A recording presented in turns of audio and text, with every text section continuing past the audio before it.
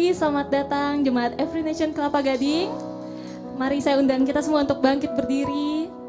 Kita siap untuk memuliakan, untuk meninggikan Tuhan pada pagi hari ini. Amin, saudara. Amin. Amin. Mari kita berdoa.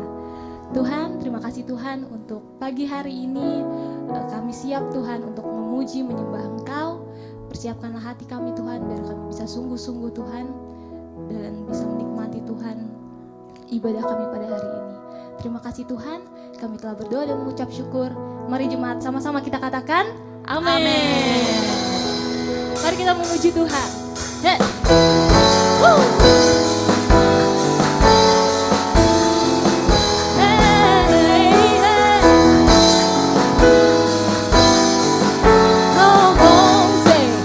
You gave me courage to believe that all your goodness I will see. Come on, we say. And if it had not been for you standing on my side, where would I be? If not for your goodness, if not for your grace, I don't know where I would be today. If not for your kindness, I never could say I'm still standing. If not for your mercy, if not for your love, I most likely would have given up. If not for your favor, I never could say I'm still standing. But by the grace of God,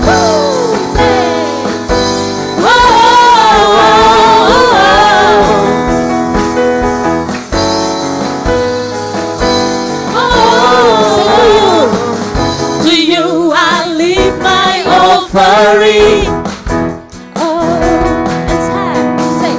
And set my heart on higher things.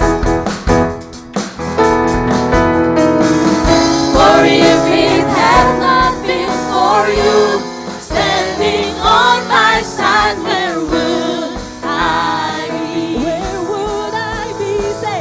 If not for your goodness, if not for your grace, I don't know where I would be today. If not for your kindness, I never could say I'm still standing. If not for your mercy, if not for your love, I most likely would have given up. If not for your favor, I never could say I'm still standing. But by the grace of God. Mari saudara kita bertepuk tangan untuk Tuhan. Hey.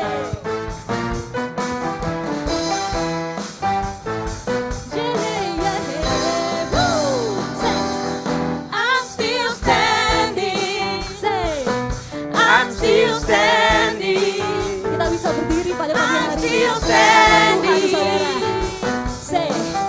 But by the grace of God, Say. I'm still standing. I'm still standing. I'm still standing.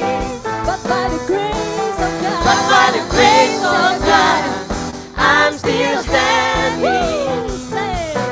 I'm still standing. I'm still standing. But by the grace of God. Say. But by the grace of God, if not for your goodness, if not for your grace, I don't know where I would be today. If not for your kindness, I never could say I'm still standing. If not for your word, if not for your love, I most likely would have given up. If not for your favor, I never could say I'm still standing. Come on, we say. Standing. I'm still standing. But by the grace of God. Oh, oh,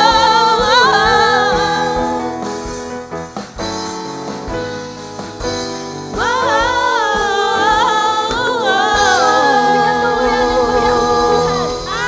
Hanya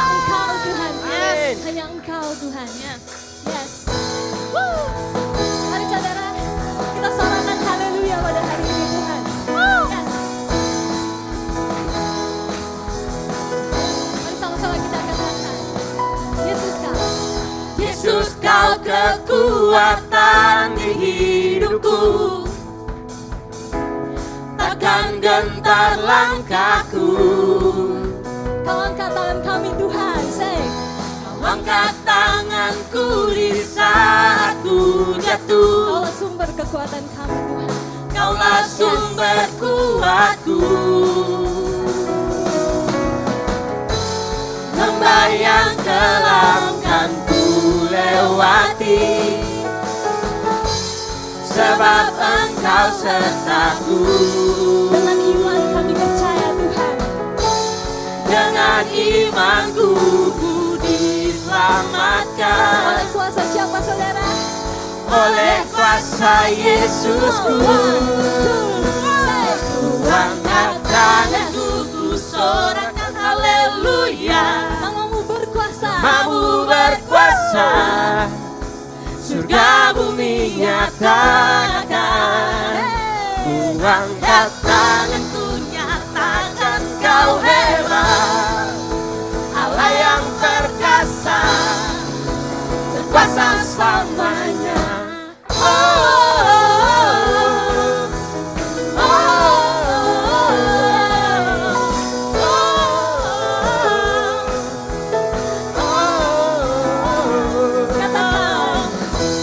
Yesus, Kau kekuatan di hidupku,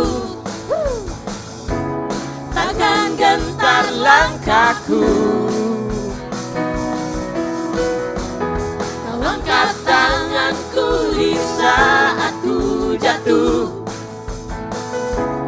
Kaulah sumber kuatku. Mari saudara kita katakan, lembah yang kelam.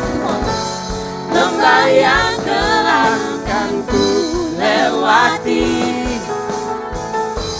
sebab Engkau sertaku. Dengan iman kita katakan saudara. Dengan imanku ku diselamatkan. Siap? Oleh kuasa Yesus ku angkat tanganku, ku sorakan haleluya. Namamu berkuasa. Namamu berkuasa, Mari kita nyatakan saudara. surga bumi nyatakan. Angkat tanganku, nyatakan Kau hebat, Allah yang perkasa, berkuasa selamanya.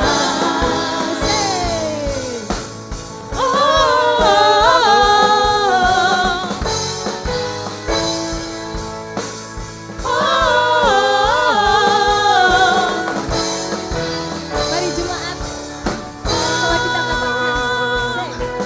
Angkat tanganku, ku sorakan haleluya. Hanya nama Engkau saja Tuhan Kamu yang berkuasa. Yes. surga bumi nyatakan. Say.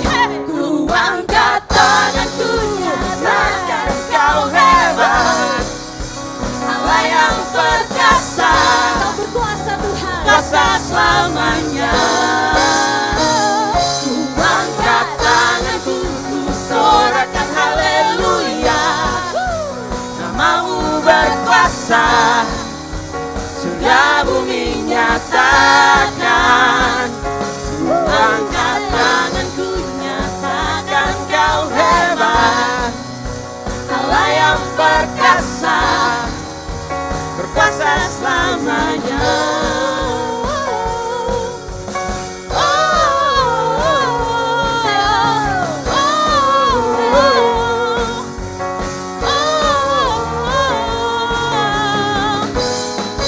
Haleluya. Yes, berikan yang mulia untuk Tuhan. Haleluya. Segala pujian, segala hormat, segala kemuliaan hanya bagi Engkau saja Tuhan. Yes.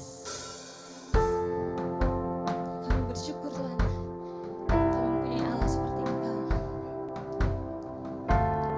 Saya akan sharing rema dari Filipi 4 ayat 6. Janganlah hendaknya kamu khawatir tentang apapun juga, tetapi nyatakanlah dalam segala hal keinginanmu kepada Allah dalam doa dan permohonan dengan ucapan syukur. Di sini mungkin dari beberapa kita memiliki rasa khawatir, rasa cemas, rasa Tuhan kok seperti ini ya.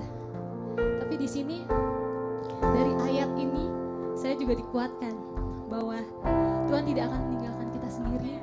Tuhan yang menjadi sumber pengharapan dalam hidup kita. Kita aman loh di dalam Tuhan. Yes. Mari jemaat. Di sini saya mau mengundang kita semua. Kita fokus hanya satu saja kepada Tuhan. Di sini kita datang ke gereja. Kita hanya memfokuskan Tuhan saja. Jadi kerahkan, kalau mau angkat tangan kita angkat tangan. Pokoknya kita ekspresikan sikap kita yang terbaik untuk Tuhan pada pagi hari ini. Karena it's not about us, tapi ini tentang Tuhan. Yes.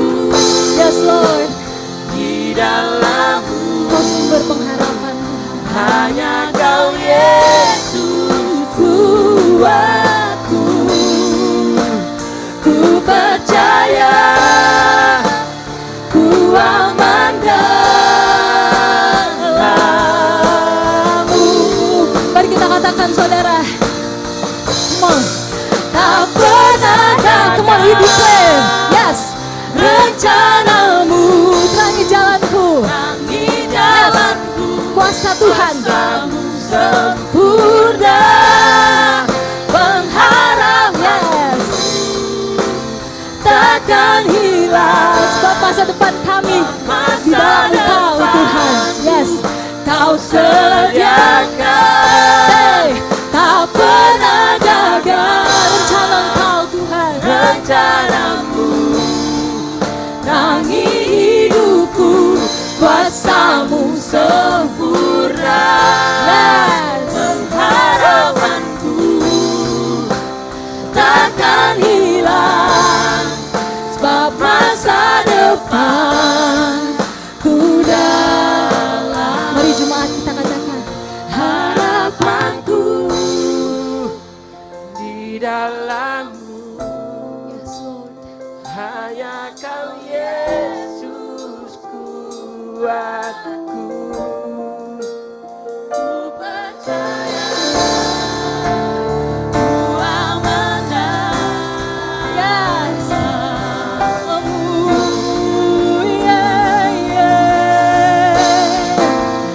Harapanku Di dalam-Mu,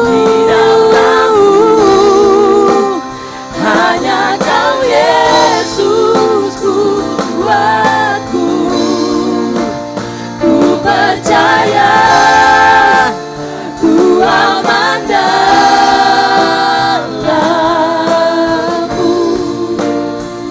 kami percaya Tuhan.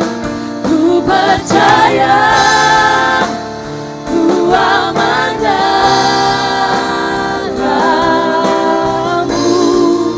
Mari saudara, kita sembah Tuhan kita tinggikan. Kami percaya Tuhan, Kau sumber pengharapan kami menyembah.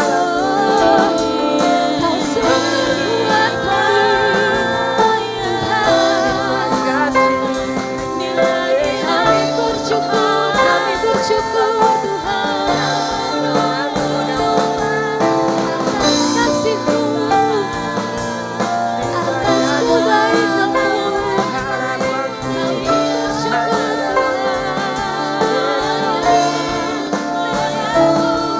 Kami bersyukur Tuhan. Kami bersyukur Tuhan.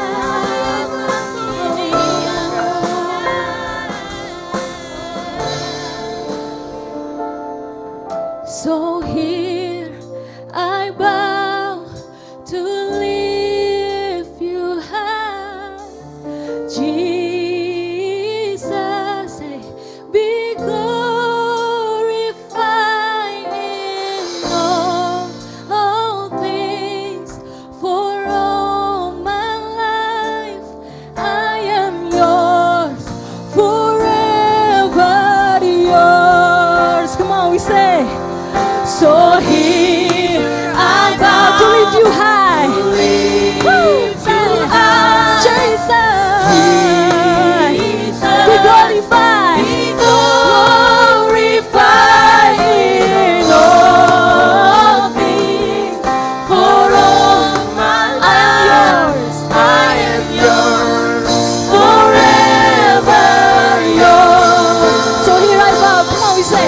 So here I bow to lift You high. Jesus, be glorified. Jesus, be glorified in all things. For all my life I am Yours, Forever Yours. forever Yours. Come on, we say, God here, God here and be now. lifted high. Lifted high, right here and now. Be glorified. Be glorified, God of heaven and earth, God who brought me back to life. I am Yours, forever Yours. We declare, God here and now. be lifted high. Lifted Yes, high, Lord. right here and now. Be glorified, God of heaven. and earth, God who brought me back to life. I am Yours, forever Yours. Come on, we say, I am. I am Yours,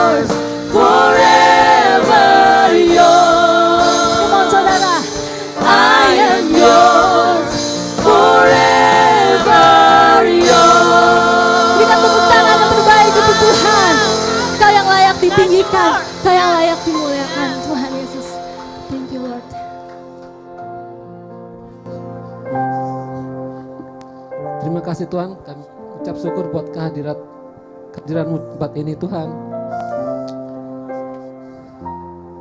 Thank you Jesus, Engkau Allah kami, Engkau besar, Engkau tinggi, Engkau mulia, Engkaulah segala-galanya. Kami tidak ada apa-apanya.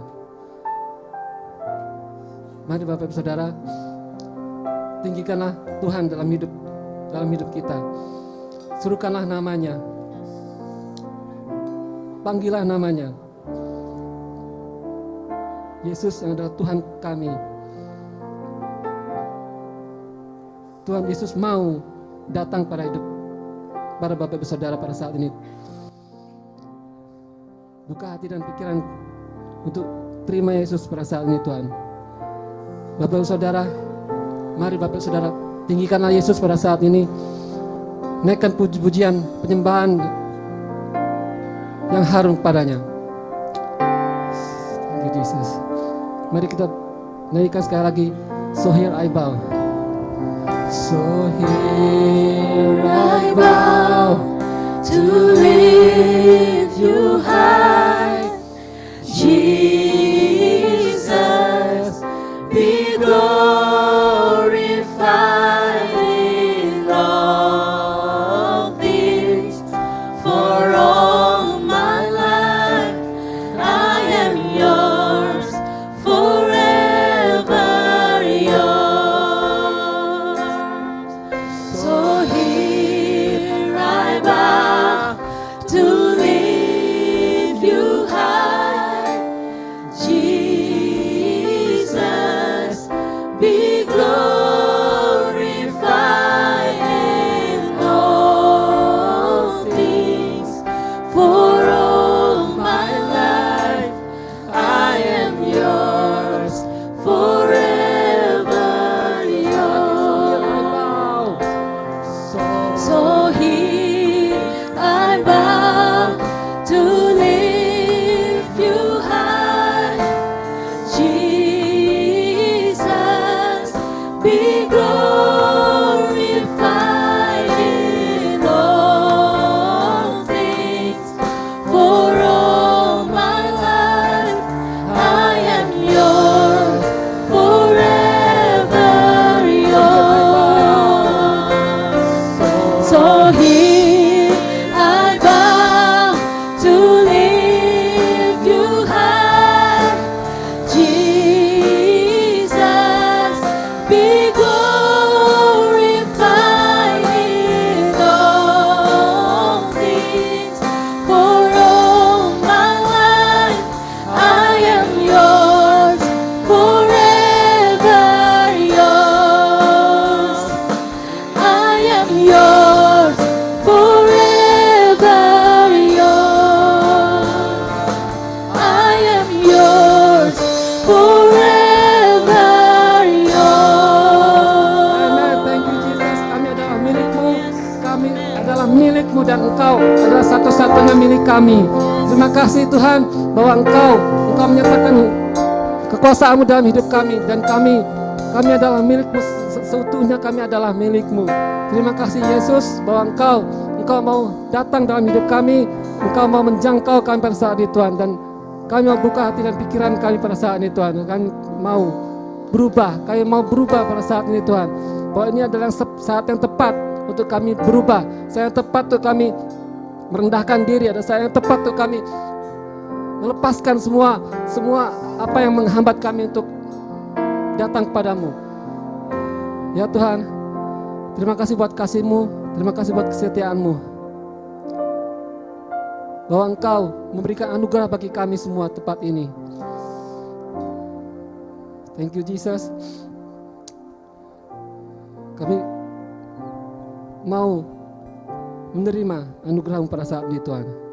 Terima kasih buat kasih-Mu begitu besar, buat anugerah-Mu, buat kasih karunia-Mu. Hamba berdoa pada saat ini Tuhan, biar setiap yang mengalami keterikatan Engkau lepaskan dalam nama Yesus. Semua yang mengalami masalah Engkau berikan jalan keluar dalam nama Yesus. Bapak Ibu Saudara yang mengalami permasalahan dalam keluarga, Engkau sendiri yang memberikan kedamaian buat Bapak Ibu Saudara, dan Tuhan mau memberikan damai bagi kami semua. Dan juga setiap yang sakit tempat ini, kami percaya Engkau menyembuhkan dalam nama Yesus. Setiap orang mengalami kesulitan keuangan, Tuhan Yesus memberikan penyediaan-Mu dalam nama Yesus. Terima kasih Tuhan buat kasih-Mu yang begitu besar. Kami terima kasih-Mu ini Tuhan, kami terima anugerah-Mu ini Tuhan. Terima kasih Bapa, kami ucap syukur. Dan setiap orang yang percaya katakan amin, amin, amin. Oke, silakan duduk Bapak Saudara. Sebelum duduk bisa kita salam kanan kiri. Selamat hari Minggu, Tuhan Yesus berkati. Ucapkan salam. Oke. Ya, selamat datang di Gereja Evangelisation Kelapa Gading Jakarta. Kita ada di sini untuk menghormati Tuhan dan menjadikan murid. Amin. Saya mau menyapa juga yang gabung lewat Zoom. Selamat hari Minggu, Tuhan Yesus berkati. Dan setiap kita yang baru pertama kali hadir di tempat ini, selamat datang, selamat beribadah di tempat kami, Gereja Evangelisation Kelapa Gading. Tuhan Yesus berkati. Oke, saat ini kita mau memberi yang terbaik buat Tuhan.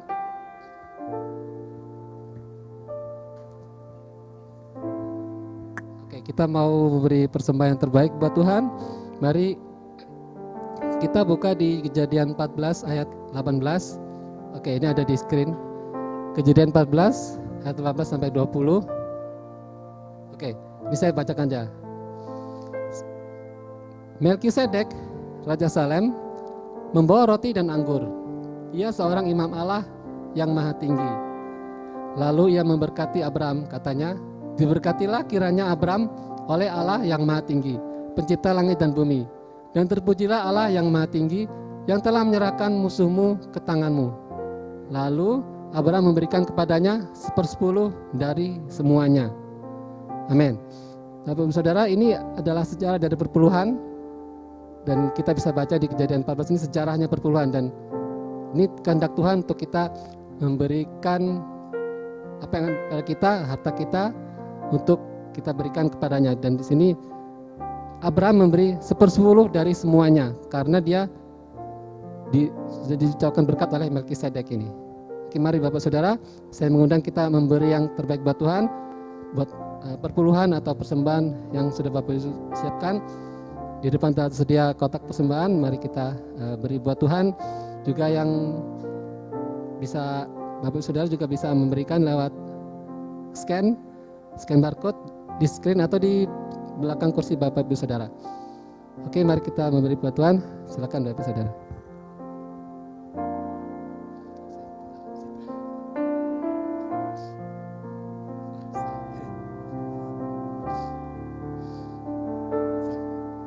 Ya, oke.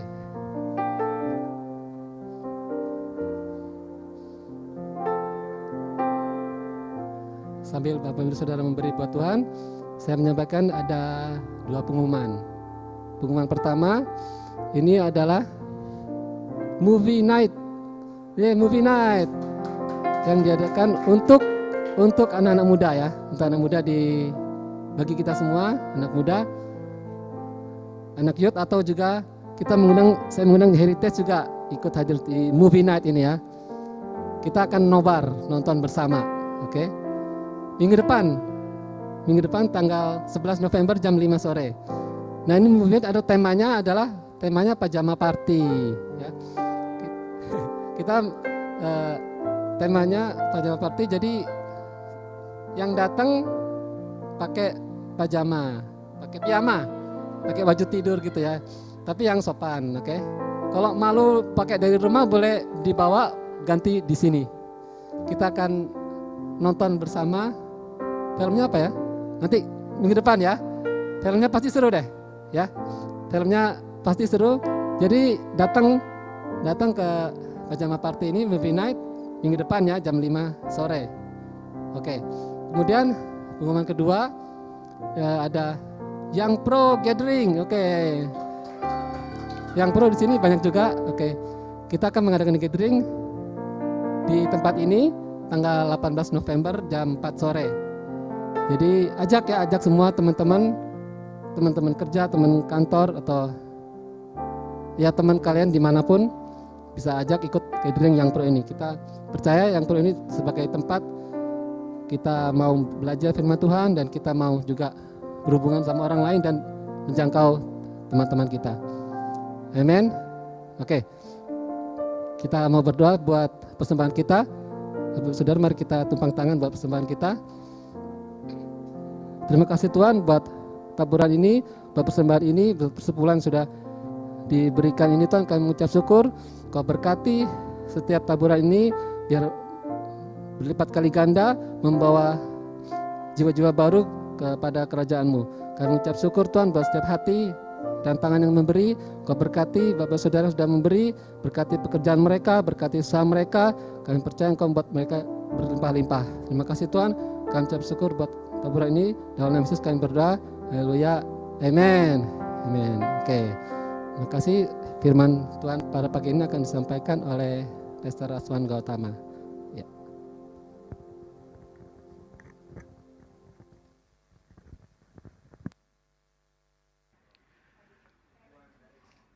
Ya, saudara, sewaktu tadi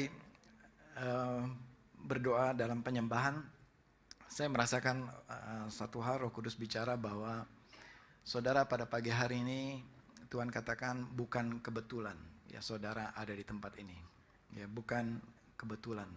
Saya merasakan konviksi yang kuat, Roh Kudus bicara bahwa Tuhan katakan bahwa hari ini adalah hari yang spesial untuk saudara.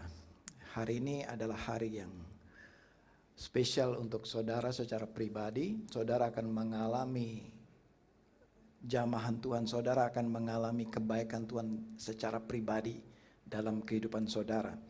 Ya, satu hal yang saya mau sampaikan kepada saudara pada pagi hari ini bahwa Tuhan Yesus mengasihi saudara. Ya, Tuhan Yesus mengasihi Anda, mengasihi saya, mengasihi kita semua. Amin. Baik, buat saudara, for those of you speak English, you can go to Zoom, ya, join to Zoom, juga yang di Zoom. Ya, you can go to interpreter feature ya. Baik, saudara, sebelum kita mulai firman Tuhan, mari saya ajak saudara kita berdoa. Bapa di surga yang mulia, pagi hari ini speak, berbicaralah kepada kami, menjamah kami. Mereka yang sakit mengalami kesembuhan, mereka yang letih lesu berbeban berat, mereka mengalami kelegaan di dalam Engkau. Dan pagi ini kami yang berseru sepanjang hari, sepanjang hidup kami berseru untuk mujizat. Dan hari ini mereka jemaat-Mu akan mengalami mujizat itu dalam kehidupan kami. Terima kasih Tuhan. We glorify, we lift your name high. We lift up our hands to you Lord. Kami angkat semua hati, angkat tangan kami. Hanya nama Yesus yang dimuliakan pada pagi hari ini. Sebagaimana kami nyanyikan tadi Tuhan. Biar hati kami meninggikan dan memuliakan nama-Mu. Di dalam nama Tuhan Yesus. Amin. Amin. Bapak Ibu Saudara yang dikasihi Tuhan. Mari kita merenungkan firman Tuhan pada pagi hari ini. Hari ini kita masih dalam seri Timely Miracle. Mujizat. Ya. Nah, kita mau lihat mujizat apa yang Tuhan Yesus lakukan, yang Tuhan lakukan kepada bangsa Israel. Ya, hari ini saya beri judul satu sukat tepung sama dengan satu sikal perak. Waktu saya diskusikan dengan istri saya, dia bilang, "Kamu mau bikin kursus masak-memasak," katanya. No, saudara, ini bukan demonstrasi masak pada pagi hari ini. Tapi ini yang keluar dari mulut Elisa. Besok hari di waktu yang sama, satu sukat tepung akan menjadi satu sikal perak. Nah, mari kita lihat latar belakang kisah ini dari 2 Raja-Raja pasal yang ke-6. Nah, saudara, saya mohon kebijaksanaan saudara karena ini panjang ya, 2 pasal kita akan bicara pada pagi hari ini. Jadi kelihatan ini agak lama ya. Saudara Bersedia puasa hari ini? Sampai sore kita? Enggak ya. Jadi kita akan belajar 2 pasal, saudara. 2 Raja-Raja pasal yang ke-6 sampai pasal yang ke-7. Nah, memang saya agak kesulitan memperpendeknya karena ini satu cerita yang harus saling terkait satu dengan yang lain ya. Harus saling terkait satu dengan yang lain. Jadi saya beri judul 1 sukat tepung sama dengan 1 shikal perak. Mari kita lihat latar belakang kejadiannya. Nah, dalam 2 Raja-Raja pasal yang ke-6 ya dimulai dari ayat yang ke-24 ya terjadilah satu peperangan ya.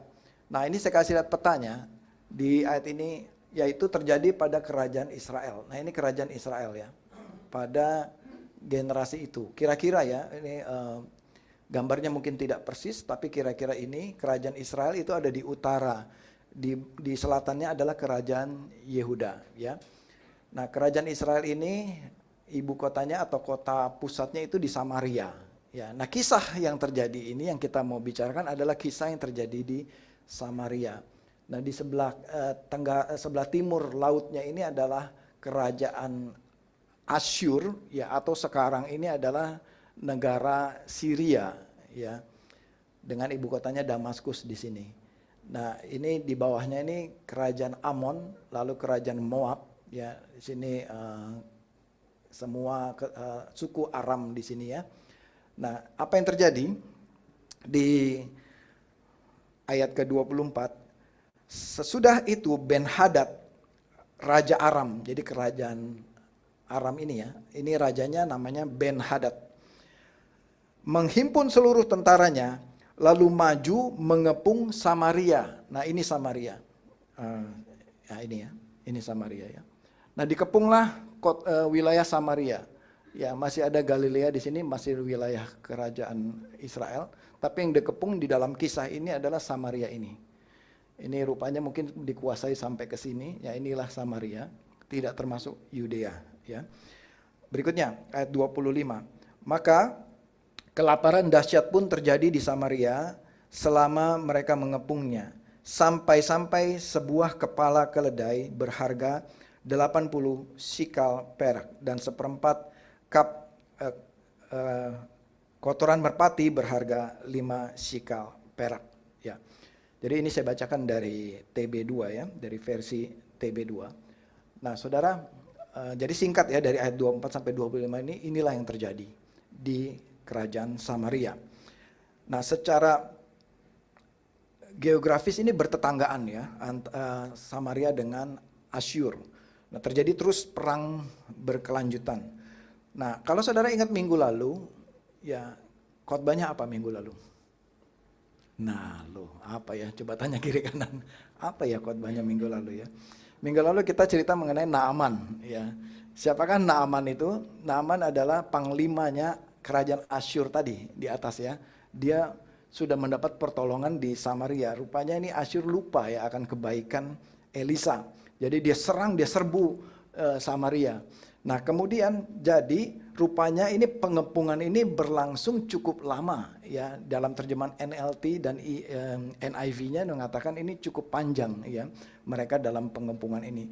Diperkirakan sekitar 3 tahun mungkin ya, sekitar 3 tahun pengepungan ini. Nah, pengepungan ini berarti apa, saudara? Berarti apa dikepung ini? Berarti tidak boleh ada bahan makanan masuk ke Samaria. Tidak boleh ada logistik keluar masuk Samaria dan Asyur ya, dan termasuk dari wilayah lain, kerajaan Amon, Yudea, Moab ya. Dikepung ini tidak bisa ada bahan masuk, suplai air ditahan dan seterusnya, suplai barang-barang kebutuhan pokok, gandum, jelai tertutup pintunya, ternak semua tertutup pintunya. Sehingga apa yang terjadi? Apa yang terjadi, saudara? Setelah pengepungan atau bahasa sekarangnya itu embargo ya, berkepanjangan, maka terjadilah kelaparan hebat di Samaria. Kelaparan hebat ya, kira-kira seperti ini gambarnya. Apalagi kelaparan ya, krisis ekonomi Ya, harga barang tinggi. Nah, kita mau coba lihat tadi di ayat 25. Mari saudara, saya ajak saudara berhitung ya. Di ayat 25. Ini keledai ya. Satu kepala keledai, tadi dikatakan ya, saudara masih ingat ya. Di ayat itu, satu kepala keledai itu dijual dikatakan. Dijual dengan harga 80 sikal perak. Ini gambar ini utuh ya. Tapi yang di Alkitab ini dikatakan kepalanya saja. Ya, saya nggak tega mau tampilin gambar kepalanya keledai, nanti menyeramkan gitu ya. Tapi kenapa kepala keledai? Pertama saya katakan ini dulu. Saudara, dari hukum Taurat, hukumnya Musa ya, binatang keledai itu adalah binatang haram, saudara. Nggak boleh dimakan. Keledai, kuda, ya itu nggak boleh dimakan. Itu haram, yang pertama ya. Lalu berikutnya kepala keledai ya. Pertanyaannya, jangankan keledai. Saudara pernah nggak pergi ke satu restoran makan sup kepala kerbau gitu atau kepala sapi gitu? Yang ada sup buntut gitu kan, sup kaki sapi itu enak kan. Tapi kepala itu nggak ada yang makan. Sapi aja nggak dimakan kepalanya ya. Apalagi keledai gitu. Apalagi keledai. Dan kepala itu nggak ada dagingnya, saudara. Mungkin ada lidah ya, lidah keledai. Kita pernah makan, saya pernah makan lidah sapi, saudara. Ya, saya kurang gitu suka lidah sapi gitu ya. Ini kepala keledai ya dijual. Bayangkan sekarang ada di pasar kepala keledai 10.000 pun saudara mungkin nggak beli gitu kan, nggak beli gitu kan. Sama juga kepala sapi, kepala kerbau nggak ada yang beli. Tapi pada masa itu dalam pengempungan yang namanya kepala keledai itu dijual 80 sikal perak. Nah saya hitung 80 sikal ya. Satu sikal itu sama dengan kurang lebih 11 gram perak ya. 1 gram perak itu harganya sekitar 18 sampai 10.000 saat ini. Jadi kalau saya hitung satu kepala keledai itu dalam rupiahnya itu 10.700.000 satu kepala keledai. I don't know in peso. How much in peso? 10 million rupiah ya dalam peso ya. Dalam US dollar, in US dollar itu sekitar 700 US dollar. Ya. Satu kepala keledai yang haram, yang mau dimakan apanya juga nggak ada gitu. Artinya saudara, begitu desperate, begitu langkanya daging di pasaran di Samaria, sampai kepala keledai pun mereka makan. Kalau nggak makan mati mereka, nggak ada pilihan. Dan begitu mahal harganya, siapa yang bisa beli? Apalagi daging sapi, saudara, berapa harganya? Nggak ada di sini di catatannya, mahal sekali pasti dan langka sekali pasti. Artinya Samaria ini betul-betul dalam sengsara besar, dalam penderitaan besar. Inflasi yang begitu tinggi. Satu lagi saudara, apa di situ dikatakan? Merpati. Maaf ya saudara, di Alkitab kita bahasanya kurang enak saya ngomongnya di sini. Kalau di Alkitab saudara kan, kita tulis aja kotoran merpati. Ya, kotoran merpati. Dalam Alkitab terjemahan lamanya dipakai kata-kata kotoran merpati. Seperempat cup dikatakan di situ 150 mililiter kotoran merpati. Saudara pernah di mobil saudara ketumpahan pluk di kaca mobil saudara jatuh dari atas kotoran merpati, pernah? Pasti pernah ya. Ada kepala saudara pernah dijatuhi merpati kotoran dari atas? Itu harganya 600.000 saudara. Wah gitu. Seperempat cup kotoran merpati itu sama dengan 5 sikal perak. Nah, ini bukan 150, ini kira-kira 25 atau 30. Berarti kira-kira 6 kalinya ini, ya. 6 kalinya ini. Nah, harganya kalau dirupiahkan sekarang itu 672.600. Hah, kotoran merpati. Begitu. Harganya segitu mahal. Gitu. Beli apa? beli nasi Padang nih dapat berapa piring gitu kan. 672.000, kotoran merpati 150 cc gitu ya. Saudara, kotoran merpati ini bukan barang yang untuk dimakan. Tapi mereka jual, berarti ada yang mau makan juga. Begitu.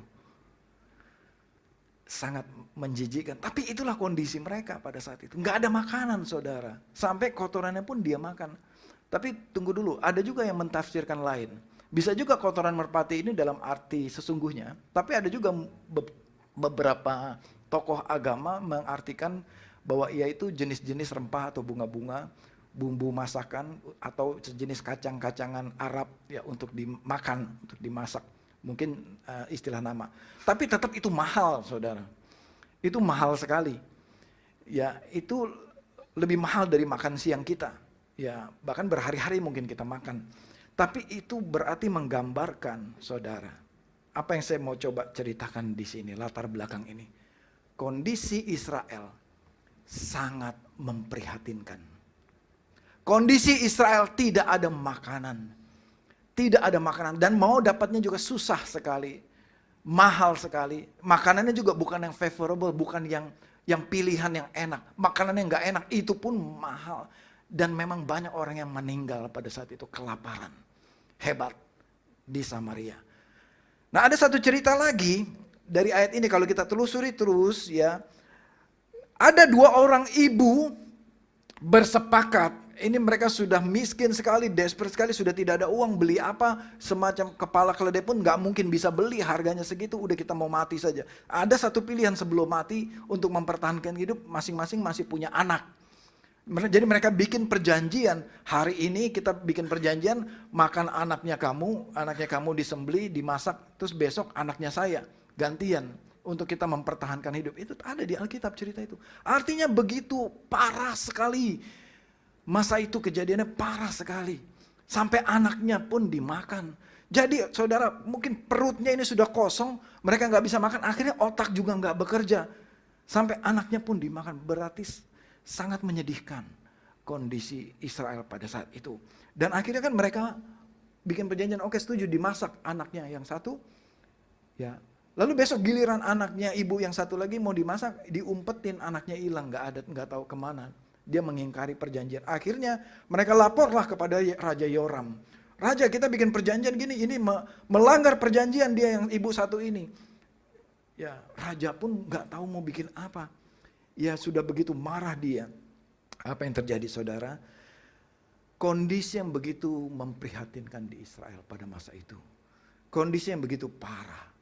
Makanan nggak ada, perut kosong, otak nggak bisa bekerja, nggak bisa berpikir, ekonomi nggak berjalan, air nggak ada, ternak kurus kering seperti ini, tidak ada sapi, tidak ada lembu, tidak ada domba, tidak ada makanan, yang ada burung merpati berseliweran mungkin ya hanya mengeluarkan kotorannya saja, habis itu dia pulang lagi kemana entah kemana, dan kondisi ini begitu parah yang terjadi pada bangsa Israel. Nah sekarang kita mau lihat bagaimana respon Yoram. Saudara, Yoram ini adalah raja kerajaan Israel. Ya. Jadi Yoram inilah yang kemarin kita ceritakan, dia menghadapi panglima tentara Aram yang bernama siapa kemarin namanya? Naaman, ya. Naaman. Nah, Raja Yoram ini harusnya dia raja yang bertanggung jawab atas kekalahan bangsa Israel ini terhadap Aram, Asyur. Lihat bagaimana tanggapan Yoram mengalami di dalam kondisi yang buruk ini. Mari kita lihat di ayatnya yang ke-31. Ayat 30 ya, 30. Mendengar perkataan perempuan itu, raja mengoyakkan pakaiannya. Nah, mengoyakkan pakaian ini lambang kemarahan, keputusasaan, lambang kegagalan dalam kehidupannya. Dan berikutnya, karena ia berjalan di atas tembok kota, orang banyak melihat bahwa ia mengenakan kain kabung pada tubuhnya. Karena ia juga berkabung, begitu banyak rakyatnya yang mati kelaparan. Ayat 31, lalu raja berkata, Lalu raja berkata, kiranya Allah menghukum aku dengan berat. Bahkan lebih lagi, jika kepala Elisa bin Safat masih tetap pada tubuhnya hari ini. Nah, perhatikan saudara. Dalam keadaan ini, raja marahnya kepada Elisa. Dia tumpahkan kesalahan ini. Ini semua gara-gara Elisa ini. Nabi ini gak bertanggung jawab. Jadi raja ini tidak berdoa, tidak mengambil tanggung jawab ini. Dia tumpahkan amarahnya kepada Elisa. Ini melambangkan apa? Dia sebenarnya sedang menyalahkan Tuhan. Dia sedang menyalahkan Tuhan. Jadi respon yang pertama dia marah. Dia ingin membunuh Elisa di ayat 31 tadi. Apalagi tanggapan dari Yoram. Dia menyalahkan Tuhan. Atas kejadian buruk yang terjadi ini. Atas kelaparan yang terjadi ini. Atas segala kesengsaraan dan banyak rakyat yang mati ini. Yoram menyalahkan Tuhan. Gara-gara Elisa. Gara-gara Tuhan ini. Tidak melakukan apa-apa. Terjadilah begini. Dia menyalahkan. Saudara, apakah itu bukan kita ya? Betapa gampangnya kadang-kadang kita menyalahkan Tuhan. Atas kejadian buruk yang terjadi dalam hidup kita. Ini gara-gara teman saya, ini gara-gara ibu saya, ini gara-gara papa saya, ini gara-gara tetangga saya, ini gara-gara bos saya di kantor, ini gara-gara ini. Dan kita cenderung menyalahkan orang atas setiap penderitaan, kejadian buruk yang kita alami dalam kehidupan kita. Bukankah itu sifat manusiawi kita, saudara? Seperti Raja Yoram. Dan akhirnya apa? Menyalahkan Tuhan. Menyalahkan Tuhan. Seperti apa yang Raja Yoram lakukan. Ayat 32. Sementara itu, Elisa sedang duduk di rumahnya dan para tua-tua duduk bersama dia. Raja telah menyuruh seorang berjalan mendahulinya. Tetapi sebelum suruhannya itu sampai kepada Elisa, Elisa sudah berkata kepada tua-tua itu, tahukah kamu bahwa si pembunuh itu menyuruh orang untuk memenggal kepalaku? Waspadalah apabila suruhan itu datang. Tutuplah pintu dan cegahlah ia dengan menahan pintu itu. Bukankah sudah kedengaran bunyi langkah tuannya di belakangnya? Ayat 33, perhatikan. Selagi ia berbicara dengan mereka, yaitu Elisa, apa yang terjadi? Datanglah raja mendapatkan dia. Datanglah Yoram, Raja Yoram, sampai di rumahnya Elisa. Kata raja kepadanya. Kata Raja Yoram kepada Elisa, sesungguhnya malapetaka ini dari Tuhan. Menyedihkan sekali perkataan Yoram ini. Inilah menggambarkan manusia, saudara. Menghadapi bencana, menghadapi malapetaka, menghadapi kesukaran dalam kehidupannya, keadaan, kenyataan hidup. Berapa banyak kita yang seperti Raja Yoram mengatakan sesungguhnya malapetaka ini datang dari Tuhan. Lalu kita lihat lanjutannya apa Yoram bilang. Untuk apa aku berharap kepada Tuhan lagi? Untuk apa aku berharap kepada Tuhan lagi? Yoram meninggalkan Tuhan.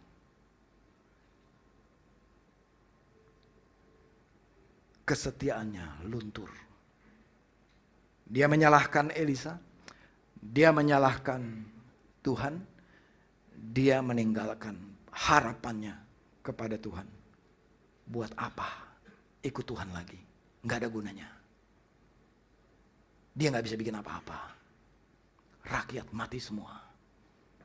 Dia marah. Dia ingin membunuh Elisa.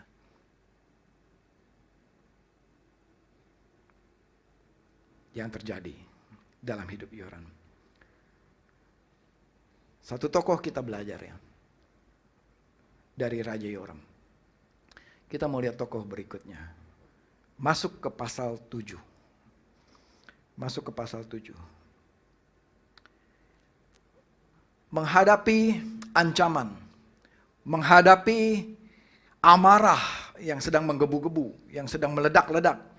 Menghadapi situasi yang begitu parah ya pada hari itu. Termasuk Elisa pastinya juga Bukan berarti di rumahnya dia banyak makanan, kulkasnya penuh. Enggak juga, dia juga pasti menderita juga.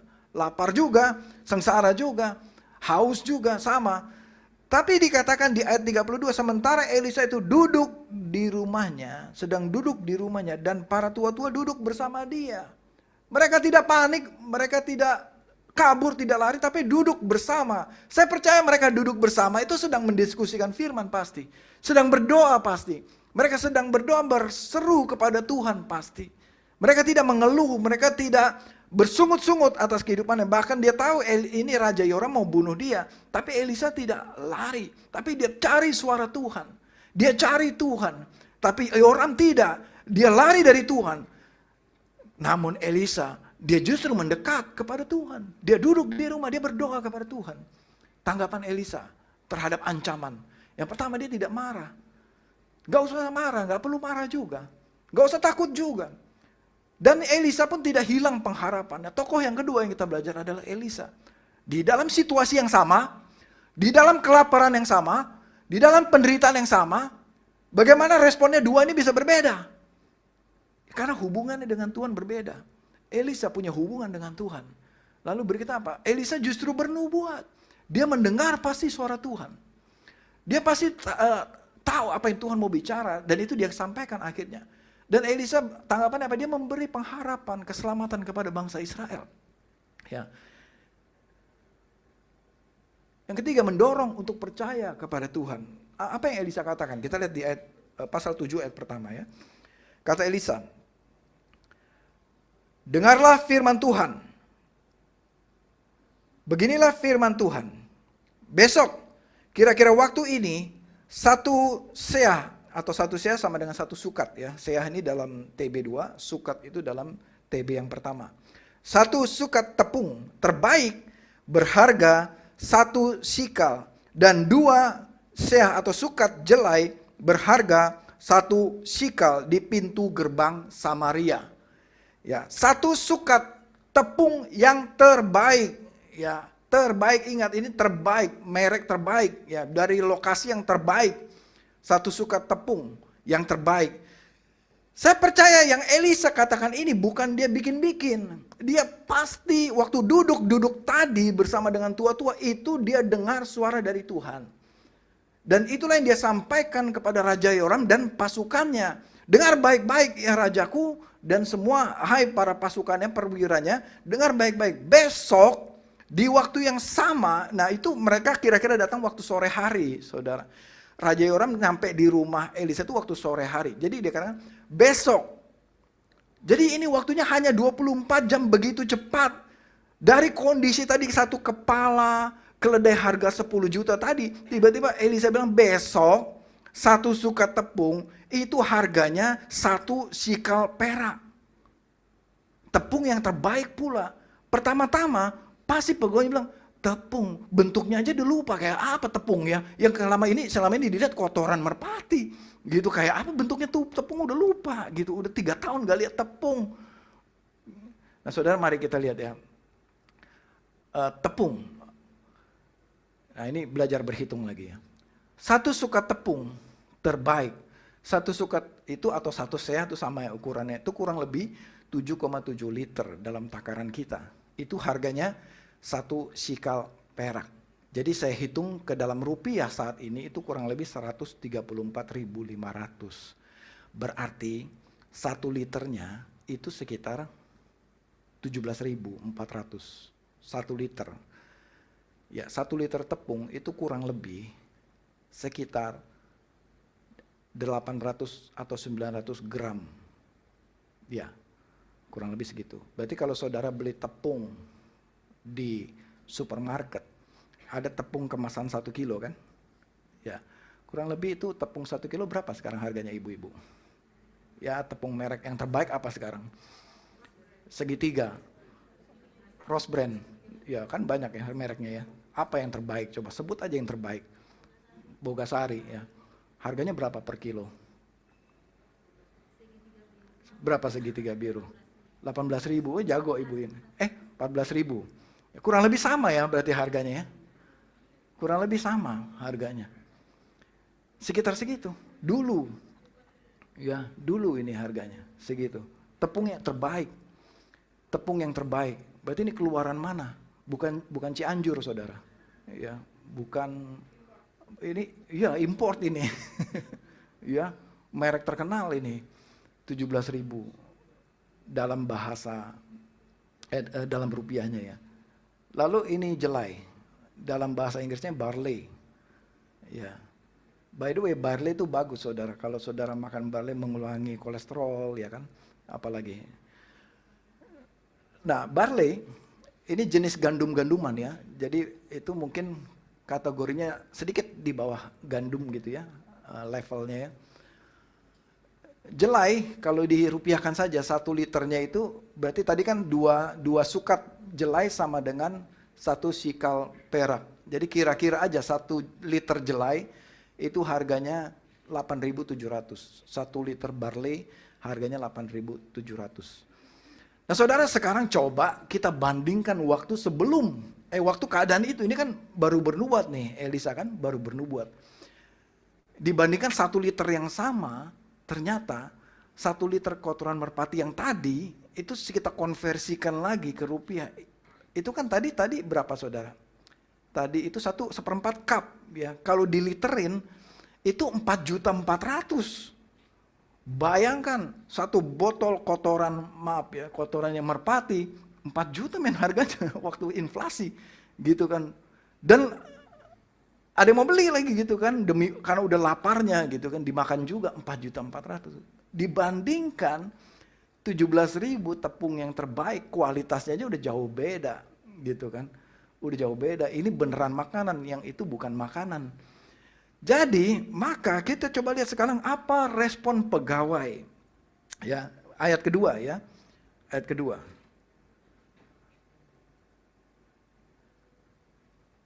Respon tanggapan pegawai ya terhadap Elisa. Ayat kedua. Tetapi perwira yang menjadi orang kepercayaan raja itu menjawab abdi Allah katanya. Begini dia ngomong. Sekalipun Tuhan membuat tingkap-tingkap langit, bagaimana mungkin hal itu terjadi? Nggak masuk di akal di otak mereka waktu itu.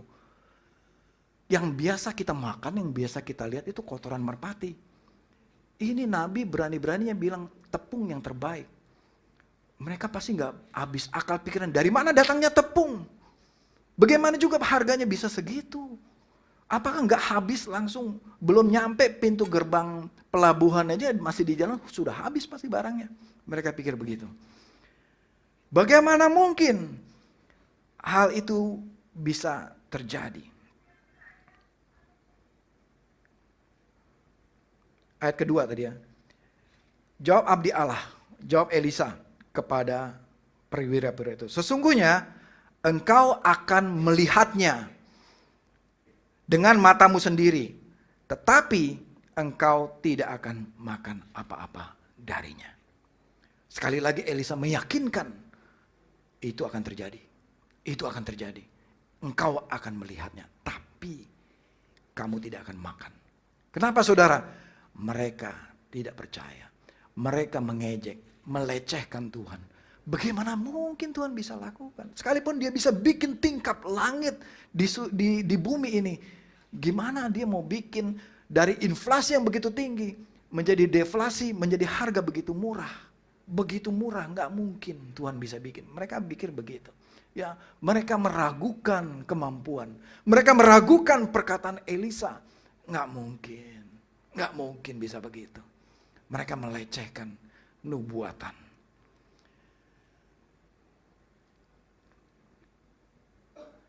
Apakah ceritanya selesai sampai di situ, Saudara? Mari kita pelajari ya. Sebenarnya pada kenyataannya ada dasar untuk mereka nggak percaya. Bagaimana bisa harga bisa begitu berbalik, ekonomi begitu berbalik? Ada dasar untuk tidak percaya. Dasarnya apa?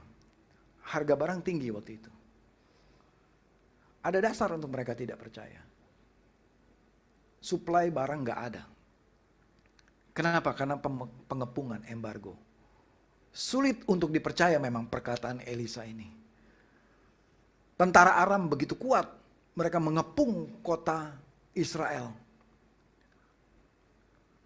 Yang keempat, kelaparan di mana-mana, di seluruh wilayah Israel. Ada dasar untuk tidak percaya. Ada dasar untuk mereka meremehkan, ini ngomong doang, ini Elisa ini nggak mungkin. Gimana caranya, ini nggak masuk akal. Perkataannya Elisa ini nggak masuk di akal otak kita. Bagaimana bisa bekerja, ini mustahil. Jadi saya mau katakan saudara bahwa ayat ini ditulis detail, begitu detail ayat ini ditulis sampai harga-harga ditulis mau kasih tahu kita. Bahwa ini betul-betul mustahil saudara. Ini betul-betul mustahil keadaannya. Memang tidak mungkin, betulan tidak mungkin kejadian. Karena semua barriernya ini, semua kendala ini nggak mungkin itu bisa terjadi. Mustahil terjadi saudara. Tapi ingat, Tuhan itu spesial untuk hal-hal yang mustahil. Amin saudara. Justru Tuhan bekerja di saat yang mustahil itu. Kalau tidak mustahil nggak ada, bukan mujizat namanya saudara. Ya, itu biasa-biasa saja. Tapi kita akan melihat gimana caranya Tuhan bekerja. Apakah Tuhan kirim tepung satu tronton dari surga datang gitu, dari langit jatuh ke tanah Samaria? Coba kita mau lihat caranya Tuhan bekerja. Memang saudara, secara kenyataan, dilihat mata, tidak mungkin memang. Harga tepung bisa menjadi 17.000 tadi. Satu sukat bisa menjadi 1 sikal perak. Mari kita lihat apa yang Tuhan kerjakan. Tenang aja saudara, saya masih 2 jam lagi nih. Ya. Enggak ya, ini udah mau selesai. Ayat ketiga. Oh belum sampai sini. Ya, enggak apa-apa, sini ya. Jadi cerita ayat ketiga ini, dalam kondisi begini di tempat berbeda, di jam yang sama, waktu Elisa bicara itu, di tempat berbeda, di perbatasan pengepungan itu, adalah 4 orang yang punya penyakit kusta. Mereka sedang berunding, mereka berpikir ini 4 orang penyakit kusta ini, sedang mereka berpikir-pikir, kita ngapainnya di sini ya, mati kelaparan juga kita, coba yuk kita nyelinap aja masuk ke perkemahannya orang Aram. Toh juga kalau kita di sini juga mati, kita pergi ke sana ketangkap juga mati juga, sama-sama mati juga, tapi tetap ada peluang di sana, dia bilang. Tetap ada peluang di sana. Siapa tahu kita bisa dikasih makanan sama mereka. Jadi pergilah mereka berempat, menyeberang perbatasan, masuk ke wilayahnya Asyur, ke wilayahnya tenda-tenda pengepungan mereka, ya pos perbatasannya mereka, pos pengepungannya mereka. Waktu mereka masuk sore hari menyelinap, 4 orang penyakit kusta ini, ternyata di tenda mereka, satu tenda yang mereka datangi, tendanya kosong, nggak ada penghuninya. Siapa tahu mereka berpikir mungkin dia lagi berkunjung ke tenda sebelah, atau dia lagi ke toilet, atau bagaimana. Kita ambil aja makanan di tendanya, diambil makanan, mereka makan di tenda. Bisalah akhirnya mereka makan. Yang selama ini nggak bisa makan, mereka ngelihat daging, ngelihat roti, dia makan dengan lahap. Dia waktu dia udah kenyang dia pulang, temennya bilang, gimana kalau kita lihat tenda sebelah? Tenda sebelah, dia pergi ke tenda sebelah. Dia lihat jalan ke tenda sebelah, nggak ada orang juga di tenda sebelah. Kita ambil, di situ ada ternak, ada sapi, ada kuda, mungkin ada emas, ada perak. Diambil, dijarah tendanya itu, dia bawa pulang. Lalu dia bolak-balik ke beberapa tenda, sampai malam hari, ya menjelang pagi. Lalu mereka berpikir, kita dosa juga nih begini nih, kita doang yang menikmati. Kasihan teman-teman kita, saudara-saudara kita kelaparan juga di Samaria sana. Akhirnya 4 orang ini lapor ke penjaga gerbang. Pak, tenda itu kosong. Bisa diambil loh makanannya. Terus si penjaganya juga akhirnya, terus dia laporin lagi ke istana. Dia lapor ke kepala penjaga istana. Pak, katanya 4 orang itu di tenda sono kosong. Nggak ada tentaranya, bisa diambil banyak makanan di situ. Gimana kalau kita ambil? Lalu penjaganya itu lapor ke Raja Yoram. Jadi ini kira-kira menjelang pagi lah ya, rajanya baru bangun. baru bangun gitu, akhirnya dia bangun pagi-pagi, mereka ngomong ke Raja Yoram, Raja, tenda pos pengepungan itu kosong.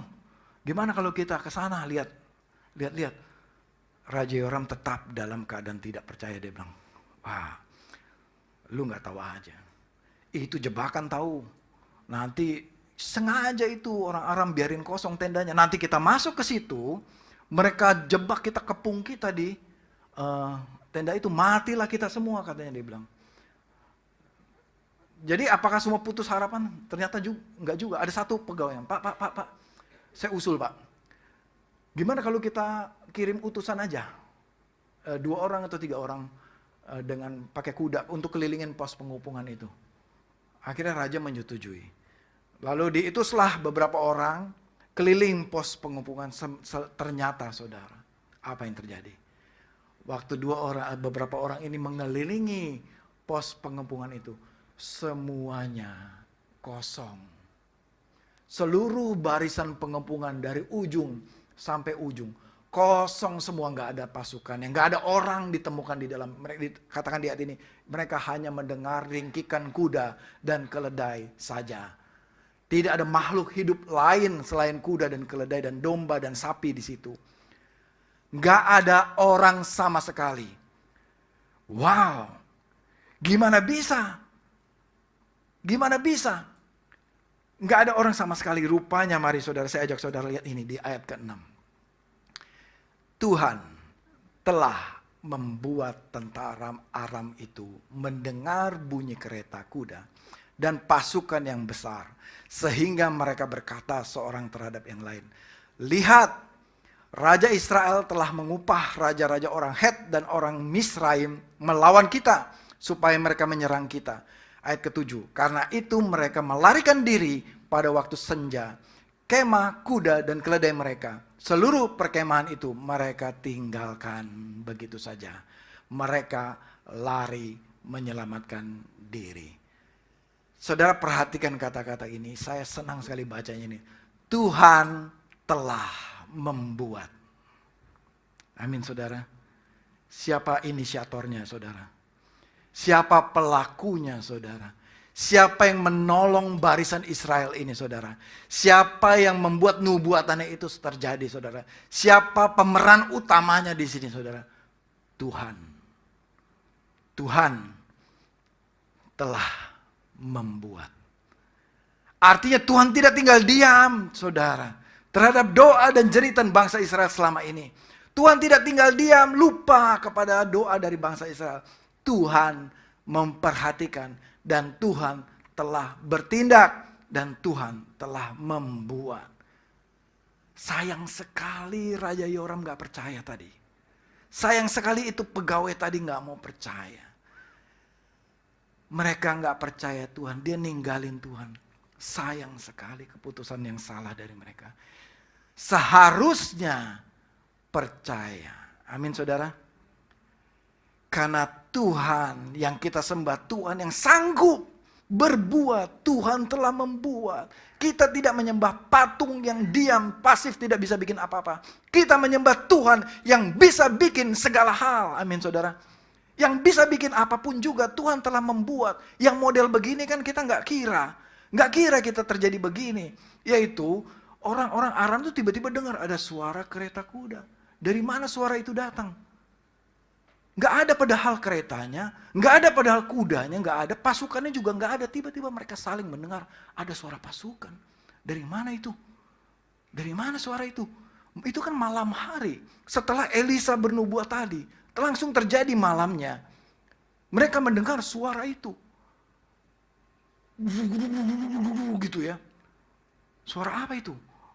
Mereka bangun malam hari, lalu apa? Mungkin ada yang mabuk, ada yang mimpi. Ada yang teler, mereka ngomong gini, oh lihat ada Raja Israel mengutus orang, sudah bayar orang Het, Raja orang Misraim, orang dari Mesir ya, untuk menyerang mereka. Sehingga mereka gosip saling beredar, pesan berantai beredar, mereka saling ketakutan satu dengan yang lain.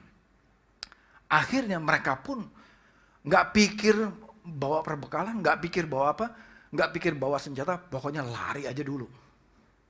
Dan Sampai dikatakan ayat berikutnya, pakaian semua apa mereka tinggal, mereka lari terbirit-birit.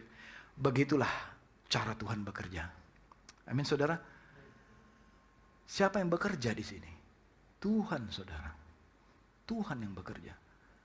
Ayat 8. Orang-orang yang sakit kulit itu sampai ke perbatasan perkemahan dan mereka masuk ke dalam sebuah kemah lalu makan dan minum. Sesudah itu mereka mengangkut dari sana emas, perak, pakaian lalu pergi menyembunyikannya.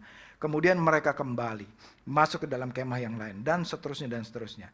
Ayat ke-9, mereka seorang kepada yang lain tidak sepatutnya. Oh ini tadi kita udah ceritakan. Ayat 10, mereka pergi. Oh, saya loncat ya. Ayat ke-13. Kita loncat ayat ke-15. Lalu mereka pergi menyusul orang-orang itu sampai ke sungai Yordan. Tampaklah seluruh jalan itu penuh dengan pakaian dan perlengkapan yang dilemparkan oleh orang Aram itu. Mereka lari terbirit-birit, suruhan-suruhan itu pun pulang dan menceritakan hal itu kepada raja. Kemudian ayat 16, penduduk kota itu keluar menjarah perkemahan orang Aram. Karena itu satu seah atau satu sukat tepung yang terbaik berharga 1 shikal. Dan 2 sukat jelai berharga 1 shikal sesuai dengan firman Tuhan. Terjadi persis di pintu gerbang kota. 1 sukat sama dengan 1 shikal. Apa yang saudara yang Tuhan kerjakan? Saudara bisa catat apa yang Tuhan kerjakan. Tuhan membuat pasukan Aram itu lari. Tuhan bisa bikin juga pasukan itu meninggalkan harta benda, persediaan, makanan. Gak ada yang punya, gak ada pemiliknya. Begitu melimpah di pos perbatasan ini. Yang ketiga, Tuhan membuat penduduk Samaria bisa mendapatkan barang peninggalan tentara itu. Harta benda, makanan, ternak, dan lain-lain. Kayak mendadak. Ya, melimpah ruah persediaan mereka. Tuhan bisa balik sedemikian rupa. Dari kelaparan sampai kelimpahan. Siapa yang bikin? Semua daftar ini kita baca. Ini Tuhan semua yang bikin. Tuhan membuat. Tuhan membuat. Tuhan membuat. Amin saudara. Tuhan yang berkuasa membuat semuanya. Sehingga terjadilah 1 sukat tepung. 1 shikal. 2 sukat jelai. 1 shikal. Ini terjadi persis seperti yang Elisa nubuatkan tadi. Amin saudara. Apa dasar untuk orang Israel percaya? Mereka hanya punya satu aja.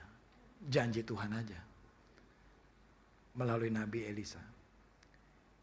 Yang kedua, hubungan mereka dengan Tuhan. Pengalaman mereka dengan Tuhan. Mereka sudah mengalami sebelumnya, mujizat sebelumnya. Bangsa Israel ada yang percaya kepada perkataan Elisa. Ada juga yang tidak percaya. Saya mau ajak saudara mengetahui apa yang terjadi kepada orang yang tidak percaya ini. Ya. Ayat 18. Maka terjadilah seperti yang dikatakan abdi Allah itu. Ayat 19 ya. Pada waktu itu perwira itu menjawab, sekalipun Tuhan membuat tingkap-tingkap di langit, bagaimana mungkin hal itu terjadi? Tetapi Elisa berkata, sesungguhnya engkau akan melihat dengan matamu sendiri, tetapi tidak akan makan dari apa-apa darinya. Demikianlah ayat 20. Demikianlah yang terjadi pada orang itu. Ia mati terinjak-injak oleh rakyat di pintu gerbang. Betul terjadi. Dia melihat dengan mata kepalanya sendiri harga 1 sukat tepung sama dengan 1 shikal perak. Terjadi transaksinya di depan matanya. Tapi dia tidak bisa makan dari situ. Karena habis itu dia mati. Terinjak-injak. Karena berbondong-bondong orang keluar masuk pintu gerbang itu. Karena hari itu ternyata raja menugaskan dia untuk jaga di pintu gerbang. Matilah dia di situ. Matilah dia dalam ketidakpercayaannya kepada Tuhan. Tragis nasibnya. Itulah yang terjadi kepada orang yang tidak percaya kepada janji Tuhan. Tapi Israel yang lain percaya kepada janji dan mereka punya pengalaman dan hubungan dengan Tuhan. Saudara, saya tutup dengan pertanyaan ini kepada kita semua. Kita sudah mendengar tadi cerita Ada tokoh Raja Yoram, ada tokoh perwira tadi, ada tokoh Elisa tadi, dan ada rakyat Israel yang percaya. Saudara, mari kita renungkan ini. Pertanyaannya kepada kita, siapakah saudara? Seperti siapakah saudara? Apa pilihan saudara sekarang? Mari kita tundukkan kepala kita. Mungkin saudara ada di dalam keadaan seperti Raja Yoram, bangsa Samaria yang menderita kelaparan, yang mengalami sengsara begitu susah, begitu parah dalam kehidupan. Dalam keadaan yang tidak mungkin, mustahil ada pertolongan. Seperti yang terjadi pada bangsa Samaria ini. Namun pilihan saudara pertama, apakah saudara seperti Yoram tidak percaya? Atau yang pilihan kedua, seperti tua-tua Elisa dan rakyat Israel yang lain, mereka pilih percaya. Saudara, mari renungkan. Dan kiranya pada siang hari ini, saya mau bawa saudara masuk lebih dalam lagi.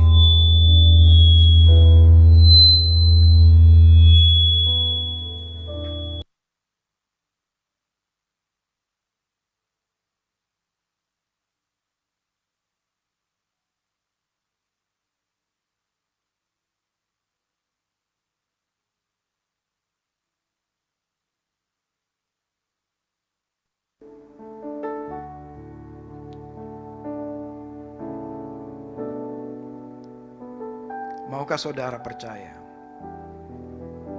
Maukah saudara percaya? Walaupun keadaan yang mustahil, walaupun tidak mungkin, pintu sudah tertutup, tembok begitu besar di depan jalan kita, jalan buntu, tidak ada jalan keluar. Tapi masih ada satu harapan yang kita bisa pegang, yaitu jika saudara percaya kepada Tuhan Yesus Kristus. Jika saudara membuka hati, menjadikan Yesus sebagai Tuhanmu, mengizinkan Dia memimpin, membuat sesuatu dalam kehidupan saudara. Jika itu saudara mau percaya, membuka hatimu, menjadikan Yesus sebagai Tuhanmu, dan biarkan Dia menuntun saudara mencari jalan keluar buat saudara, memberikan pertolongan buat saudara dengan caranya Tuhan. Yang mustahil itu, yang tidak mungkin itu, Tuhan sanggup melakukan. Jika itu saudara boleh taruh tanganmu di dadamu, dan saya mau berdoa bagi saudara. Tuhan, pada siang hari ini aku berdoa bagi semua jemaat, bagi semua kami di ruangan ini yang mengalami jalan buntu, yang mengalami kesulitan seperti Israel di Samaria ini, yang mengalami keadaan mustahil adanya pertolongan, gak mungkin. Tapi aku berdoa pada pagi hari ini, sebagaimana roh Tuhan yang bekerja yang sama di zaman Elisa pada saat itu, Engkau sanggup bekerja di zaman ini Tuhan. Roh yang sama sanggup melakukan mujizat yang membuat satu sukat tepung menjadi satu sikal perak harganya. Engkau bisa bikin hari ini Tuhan. Yang tidak mungkin itu menjadi mungkin. Yang mustahil itu menjadi terjadi. Karena mujizat Tuhan masih ada pada siang hari ini. Terjadilah dalam kehidupan kami Tuhan. Untuk itu kami mau percaya pada siang hari ini. Kami tidak mau seperti Raja Yoram yang meninggalkan imannya kepada Engkau. Tapi kami mau percaya seperti Elisa, seperti para tua-tua, seperti bangsa Israel yang percaya kepada Engkau. Kami mau percaya kepada janji-Mu Tuhan. Kami mau percaya kepada Engkau. Untuk itu aku mengundang Yesus Kristus. Saudara bisa katakan bersama saya, aku mengundang Yesus Kristus masuk dalam hati saya, menjadi Tuhan. Saya percaya Yesus adalah Tuhan. Mulai hari ini aku mau percaya bahwa Yesus adalah Tuhan yang sanggup bekerja, membuat segala sesuatu terjadi dalam hidup saya. di dalam nama Tuhan Yesus Kristus. Mari kita menyembah Tuhan sambil kita mempersiapkan hati untuk perjamuan kudus. Asher boleh membagikan anggur perjamuan.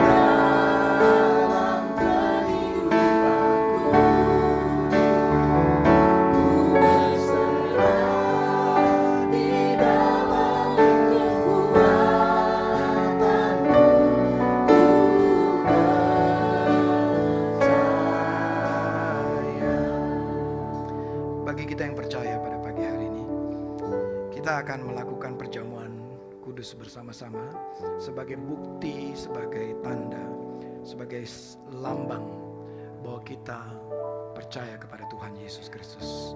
Mari kita serahkan seluruh hidup kita pada hari ini kepada Tuhan Yesus Kristus. Biarlah Dia memimpin segala hidup kita di dalam kesulitan yang kita alami.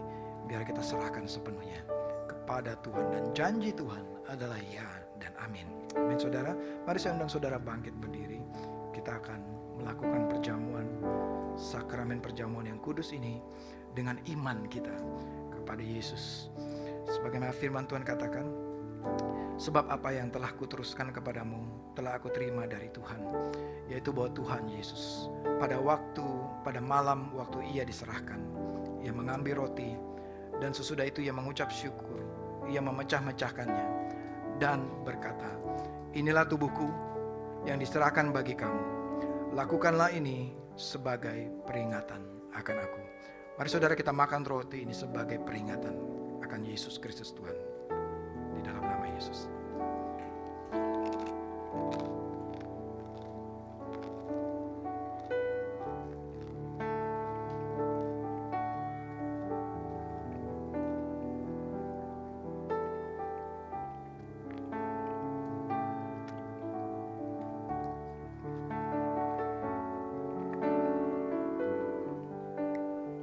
kita angkat cawan perjamuan kita.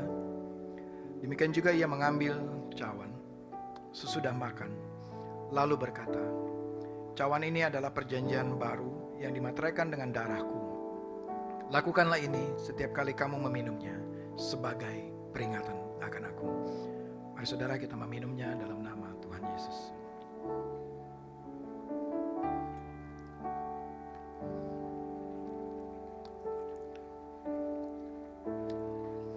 Bapa di surga, kiranya pada siang hari ini, sebagaimana kami melakukan perjamuan, sebagai bukti, sebagai tanda, kami mengingat akan karya Yesus Kristus di kayu salib. Inilah yang memungkinkan kami untuk ditebus, diampuni dosa kami. Dan sebagai iman percaya kami kepada Tuhan Yesus, bahwa Engkau sanggup melakukan apapun juga. Engkau sanggup melakukan mujizat yang mustahil sekalipun dalam kehidupan kami. Kami percaya Tuhan, janji-Mu begitu ajaib dan pasti Engkau sanggup menggenapinya. Di dalam nama Tuhan Yesus Kristus. Amin. Saya mengajak saudara, mari kita memuji Tuhan sebelum kita akhiri ibadah kita pada siang hari ini. Amin. Silakan Miska. Ya. Thank you para saudara. Mari jemaat, kita siap untuk memuji Tuhan kembali. Yes. Say.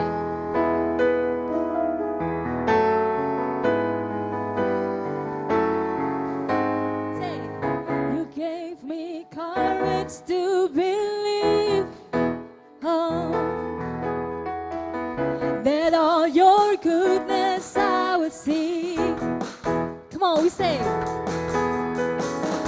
And if it had not been for standing on my side, where would I be? Say, if not for your goodness, if not for your grace, I don't know where I would be today. If not for your kindness, I never could say I'm still standing. Oh, oh, oh, hey. I most likely would have given up. If not for your favor, I never could say I'm still standing. But by the grace of God, woo, say, whoa,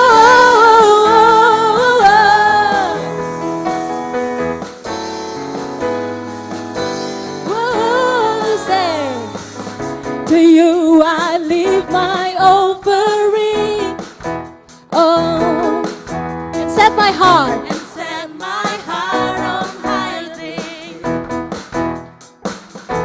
Say, for if it had not been standing on my side, woo, say, where would I be? Say, if not for your goodness, woo, I don't know where I would be today.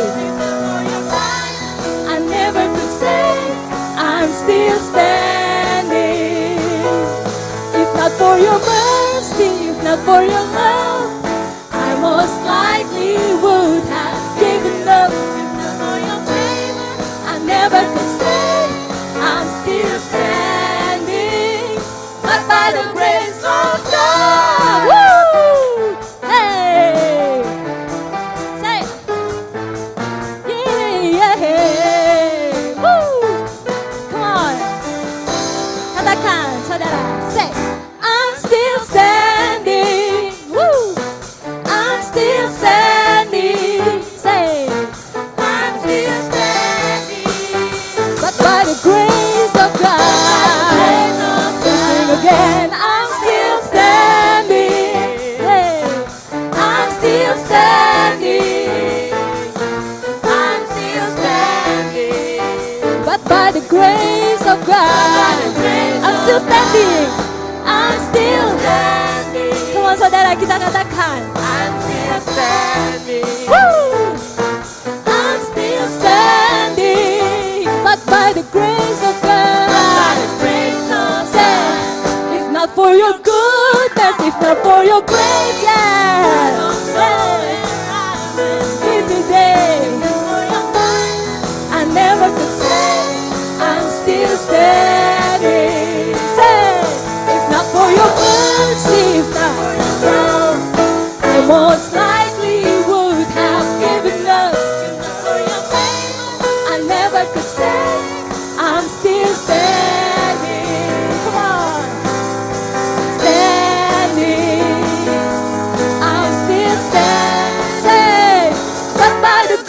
of God. Hey. Oh,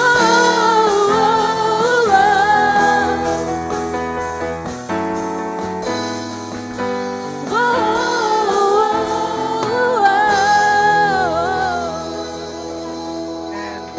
Yes, kami bersyukur Tuhan untuk kebaikan-Mu pada hari ini. Terima kasih Tuhan. Baik saudara, mari kita angkat tangan kita. Kita serahkan hidup kita kepada Tuhan. Dan biar hari demi hari dalam minggu ini, hidup saudara semakin hari semakin dekat dengan Tuhan. Semakin hari semakin mengenal firman Tuhan. Dan biarlah engkau menjadi jemaat yang berbahagia, yang mendengar firman Tuhan dan melakukannya dalam kehidupan sehari-hari. Mari terimalah berkat dari Tuhan. Tuhan memberkati engkau dan melindungi engkau. Tuhan menyinari engkau dengan wajahnya dan memberikan engkau kasih karunia, anugerah yang berlimpah-limpah dalam kehidupanmu. Dan Tuhan menghadapkan wajahnya kepadamu, memberikan engkau damai sejahtera, persekutuan dengan Roh Kudus. Mulai hari ini sampai selama-lamanya, sampai Tuhan Yesus Kristus datang kedua kalinya. Semua jemaat yang menerima berkat ini katakan bersama-sama, amin, amin, amin.